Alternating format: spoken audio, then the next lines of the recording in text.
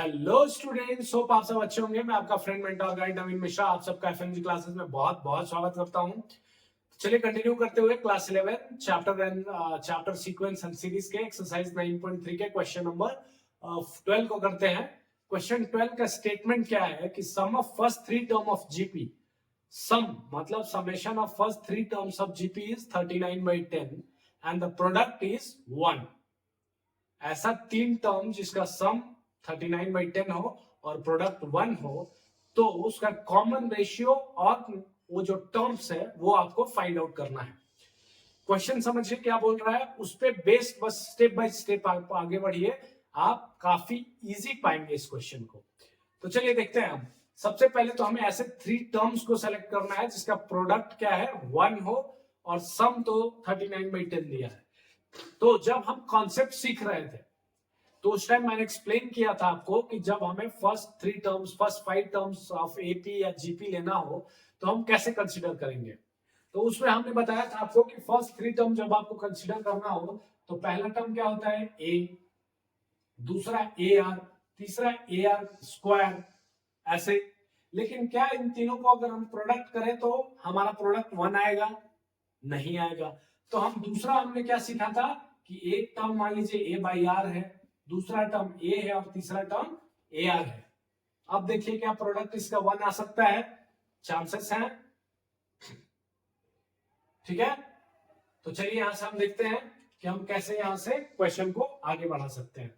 तो सबसे पहले चलिए हम सम लेते हैं। सम क्या बोल रहा है? A by are plus A R, ठीक है। इन तीनों का क्या हो गया? 39/10 हो गया। ये इक्वेशन 1 हो गया। दूसरा बोल रहा है इनका प्रोडक्ट, तो A by R into A R, इसका क्या वैल्यू है? 1 है। तीनों को हमने क्या किया? मल्टीप्लाई कर दिया। तो देखिए यहां से आर आर कैंसिल, क्या बचा? ए क्यू इक्वल्स टू 1। तो यहां से हमें ए का वैल्यू क्या मिल रहा है? ए का value root under cubic root of 1, cubic root of 1 का वैल्यू 1 ही होगा। तो ए का वैल्यू हमें यहां से मिल गया। क्या हम इसको इक्वेशन नंबर 1 में रखेंगे तो देखिए क्या आर का वैल्यू मिलेगा वहां से। तो ए का वैल्यू इक्वेशन नंबर 1 में रखते हैं, तो 1 by are plus 1 plus r is equal to 39/10। अब एक बार चलिए ये कर लेते हैं, हम फ्रैक्शन का समेशन कर लेते हैं।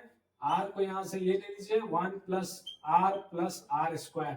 मैं क्या कर रहा हूं यहाँ पे? सिर्फ एक सिंपल एडिशन। आपने बटा पर क्या जोड़ तो सुना होगा, फ्रैक्शन का सम, तो मैं सिर्फ यहाँ पे वही कर रहा हूं। अब चलिए हम क्रॉस मल्टीप्लाई कर लेते हैं दोनों साइड में, ठीक है। जब भी ऐसा हमारे पास सिचुएशन आता है, जब इक्वल टू के साइड दोनों साइड में कुछ होता है तो हम क्या करते हैं? क्रॉस मल्टीप्लीकेशन का सहारा लेते हैं। तो यहां से क्रॉस मल्टीप्लीकेशन करने के बाद क्या हमें 10 से मल्टीप्लाई कर लीजिए, तो 10 plus 10r square is equals to 39r, ये वैल्यू आ रहा है। अब चलिए यहां से हम क्या करेंगे? यहां से हम क्या करते हैं कि थोड़ा सिंपल करते हैं। तो यहां पे हमारे पास 10r स्क्वायर है प्लस 10r है प्लस 10 है और माइनस 39r है इज इक्वल्स टू 0, ठीक है। अब इसको थोड़ा और सिंप्लीफाई करें तो 10r स्क्वायर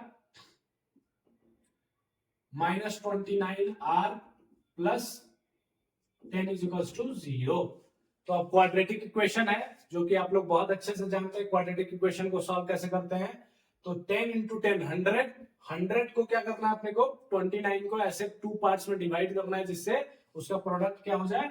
100 के बराबर है।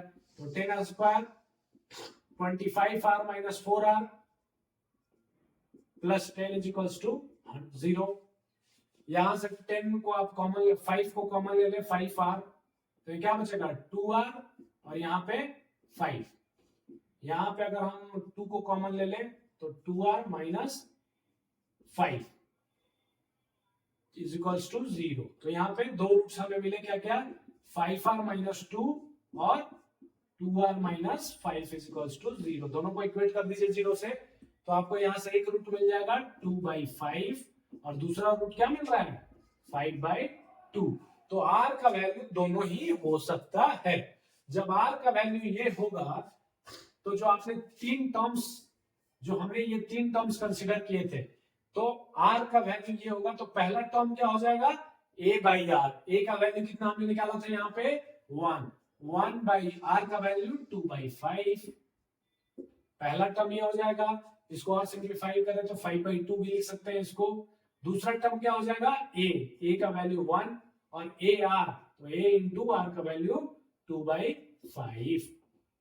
तो हमारे पास क्या क्या टर्म आ गए, हमारे पास टर्म आ गया, इसको थोड़ा सा और सिंप्लीफाई कर लें तो 5/2, 1, 2/5। ठीक है, ये तीन हमारे पास जो आ गए फाइनल हमारा टर्म आ गया।